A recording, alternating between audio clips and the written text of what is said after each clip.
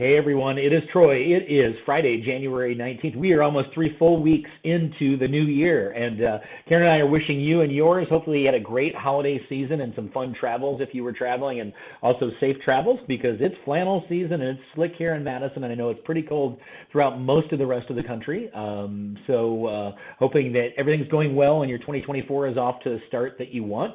I sell real estate and Karen helps, and we have a team of other agents we work with for a living, and I thought you might like some update about how the Madison, specific City of Madison market's doing. And then also, too, the second component of this video is how can sellers be successful not only in selling their property and in a low inventory market, because it's a seller's market. It's really good for sellers right now.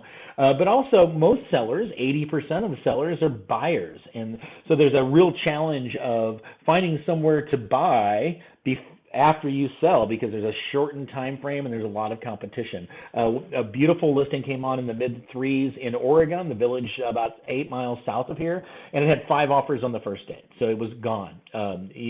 Buyers, you have to move fast, but sellers, you've got a lot of the cards you're holding in your hand, but you also have to buy most of the time. So let's talk about that in the second part of this video. The first part of this video, as I said, I'd give you an update on what's happening in Madison. And single-family inventory is pretty low. We are a city of 270,000 people. We only have 62. These are numbers run on Wednesday late afternoon. We only had 62 active listings that were not under contract. We did have 221 active under contract, pending and sold since the beginning of December, but only 62 active. So what does that tell you? It tells you that, good stuff's selling fast. What's interesting to note is there's a statistic that I found interesting. Of the active properties, the average list price is $658,000, whereas at 221 under contract and sold, their average list price was only $443,000. So that list price, and we're seeing this, the higher end of the market's taking a little longer. So if you've got a higher end house to list, you may want to bring it on the market sooner rather than later because it might take you a little more time. If you're sub 600, you're super solid, but the higher stuff's taking a longer. So wanted to also compare the list price sell price ratio. So the sell price ratio of the single family homes in that time frame that have sold, of the 60 that are sold, was 100%. That's the average.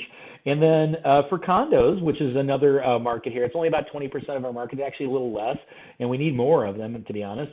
We only have 29 actives in Madison and an average list price of $447. And so in a city of 270,000 people, we have less than 100 active properties. That is no bueno, but for buyers, super bueno for sellers. So if you're thinking about selling, you know what? During the deep freeze might be not a bad time to do it. And there's ways to give yourself some time potentially to find that right home if you haven't already. So let's talk about what those ways are. It's interesting to note that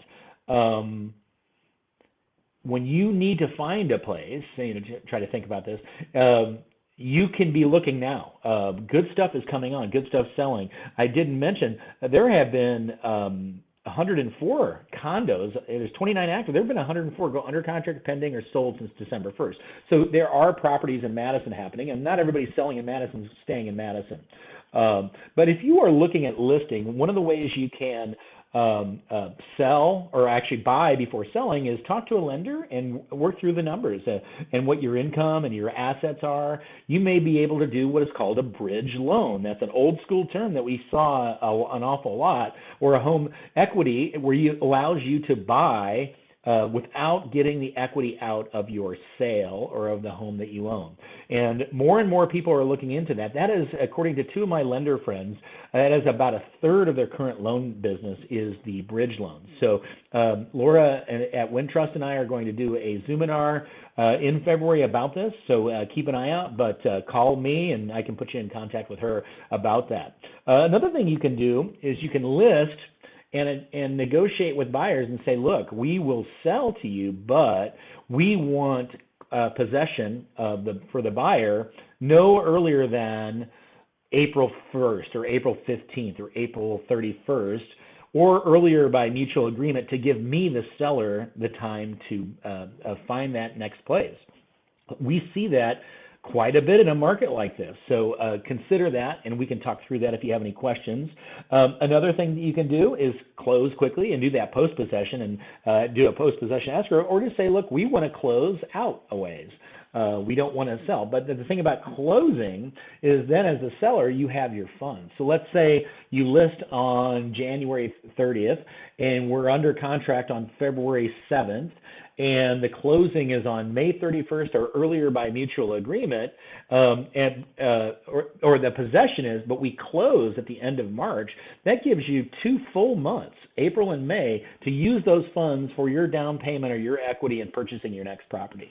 So there's a lot of solutions to a tough market. We can talk through those.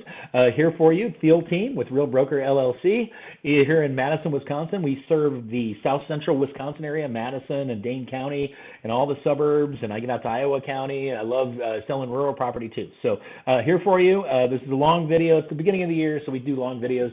I'm going to stop now and give us a call if you need anything. Peace out.